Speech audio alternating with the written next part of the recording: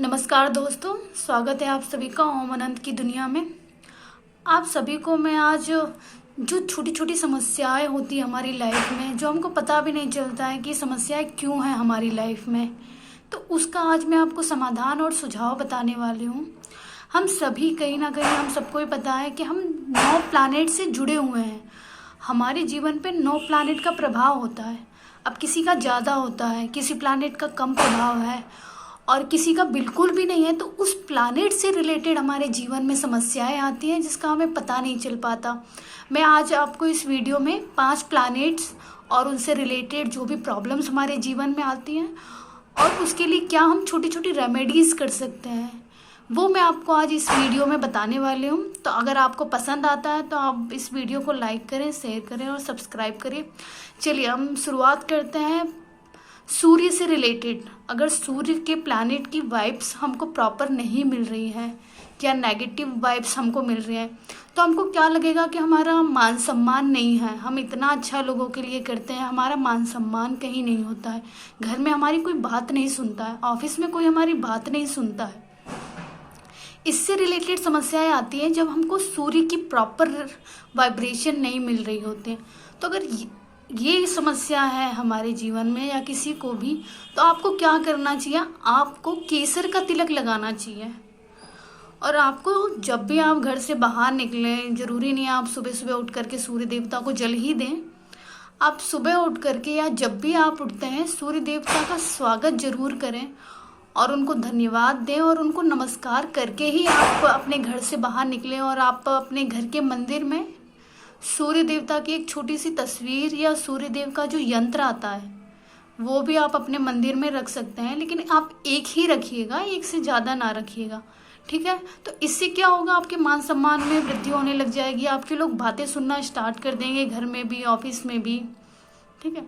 अब हम दूसरे प्लैनेट से रिलेटेड बातें करते हैं। चंद्रमा। चंद्रमा हमारे मन का कारक है।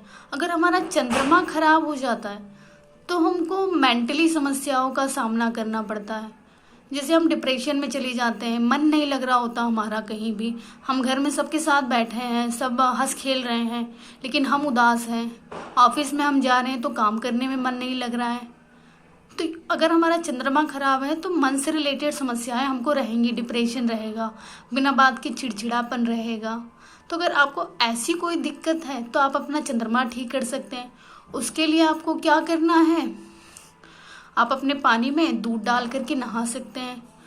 आप मून मेडिटेशन कर सकते हैं, मून वाटर बना सकते हैं। जैसे पूर्णिमा आती है तो आप एक ग्लास की जो भी बॉटल हो या ग्लास हो, कांच का ग्लास हो, आप उसमें पानी भर के अपने छत पे रख दीजिए, पूरी रात वहाँ रखा रहने दीजिए और उस पानी को अपने नहाने के पानी में यूज़ कीजिए। उससे आप चेहरा भी धो सकते हैं, उसको आप पी भी सकते हैं। आप मून मेडिटेशन कर सकते हैं। ऊपर आईना लेकर के जाइए अपनी छत पे और मून को आप अपने मिरर में देखिए। तो आप ये रेमेडीज़ कर सकते हैं, तो आपको डिप्रेशन नहीं आएगा, आप खुशहाल जीवन हो जाएगा आपका, ठीक है। तीसरा होता है गुरु। गुरु अगर हमारा सही नहीं है, गुरु की वाइब्रेशन अगर हमारे जीवन में सही नहीं आ रही है, तो हमको क्या समस्याएं हो सकती हैं, डिसीजन नहीं ले पा रहे, कॉन्फिडेंस नहीं है, इंग्लिश आती है लेकिन बोलने का कॉन्फिडेंस नहीं है, कस्टमर आते हैं लेकिन उनको अटेंड नहीं कर पा रहे हैं, स्टेज फियर होता है, लोगों से बात नहीं कर पाते हैं। तो अगर गुरु का वाइब्रेशन नहीं है हमारे जीवन में, या नेगेटिव वाइब्रेशन है या बिल्कुल भी नहीं है, तो ये सारी समस्याएं हमारे जीवन में हो सकती हैं। तो इसके लिए हमको क्या करना है, जो भी स्किल हमको आती है, चाहे किसी एक को आप सिखा लीजिए। मान लीजिए कोई अनपढ़ है, उसको पढ़ना ही नहीं आ रहा, आपको आता है, आप उसको लेकर के बैठ जाइए, एक जन को पढ़ना लिखना सिखा दीजिए। आपको और कोई स्किल आती है, उसको आप सिर्फ एक जन को सिखा दीजिए, बहुत सारे लोगों को सिखाने की ज़रूरत नहीं है। अगर वो नहीं कर सकते हैं, आप किसी को नहीं सिखा सकते हैं, तो आप क्या कीजिए, यूनिवर्स की सेवा स्टार्ट कर दीजिए, पौधे लगाना स्टार्ट कर दीजिए, पौधों को पानी पिलाना शुरू कर दीजिए। अपने से जो छोटे हैं, जैसे चींटी हो गई, गिलहरी हो गई, कुत्ते बिल्ली हो गए, उनको खाना देना शुरू कर दीजिए। आपका गुरु मजबूत हो जाएगा, कॉन्फिडेंस आपका हाई हो जाएगा, आपको बात करने में किसी से झिझक नहीं होगी। ठीक है, अब मैं आपको चौथे प्लैनेट के बारे में बताती हूँ। चौथा है राहु। अगर राहु की वाइब्रेशन हमारे जीवन में नहीं है तो हमको फेम नहीं मिलेगा।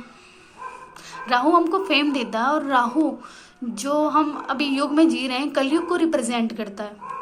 राहु को लेकर के बहुत सारी गलत मान्यताएं भी हैं, उसके बारे में हम कभी और बातें करेंगे। लेकिन आज मैं आपको राहु प्लैनेट से रिलेटेड जो प्रॉब्लम्स होती हैं उसके बारे में बता देती हूँ। अगर राहु की प्रॉपर वाइब्रेशन नहीं है या कम है तो आपको क्या लगेगा, आप डिसीजन नहीं ले पाएंगे, डिसीजन मेकिंग में प्रॉब्लम आएगी आपको।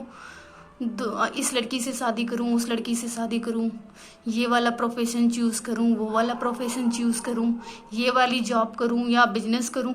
आप डिसीजन लेने में कंफ्यूज रहेंगे, हमेशा प्रॉपर डिसीजन नहीं ले पाएंगे। तो इसके लिए आपको अपना राहु ठीक करना पड़ेगा। राहु ठीक करने के लिए क्या करना है आपको,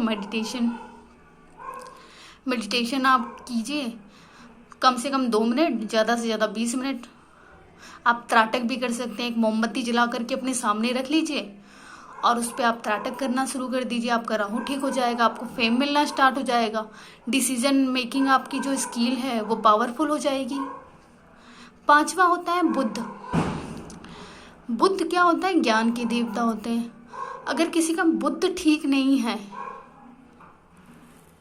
तो भी उसको मतलब छोटी छोटी समस्याएं आ सकती हैं, पैसा नहीं होगा।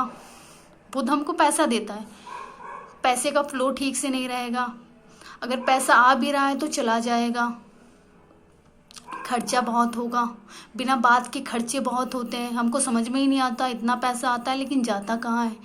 तो ये बुध से रिलेटेड चीज़ें हैं। तो आपको इसके लिए अपना बुध ठीक करना पड़ेगा। बुध ठीक करने के लिए आपको क्या करना होता है, प्लैनेट्स लगाने होते हैं। प्लैनेट्स भी कौन सा, बुध को ठीक करने के लिए आपको तुलसी का उपाय करना होता है। आप 10-11 तुलसी के पौधे अपने घर में भी लगा सकते हैं और किसी गार्डन में जा कर के लगा सकते हैं, अपने आसपास क्यारियों में लगा सकते हैं। लगाने के बाद उसमें से आप डेली एक पत्ता तोड़ करके अपने ज़ुबान पे रखिए और खाइए। देखिए आपको बुध का वाइब्रेशन मिलना स्टार्ट हो जाएगा, पैसे रुकना स्टार्ट हो जाएंगे। ठीक है, धन्यवाद। आपको अगर ये जानकारी अच्छी लगी हो तो आप मुझे कमेंट करके बताइएगा। और आगे के प्लैनेट के बारे में, जो प्लैनेट हमारे रह गए हैं वो है शुक्र, केतु और शनि और मंगल। ठीक है, तो ये 4 प्लैनेट की जानकारी मैं आपको अगली वीडियो में दूंगी। धन्यवाद।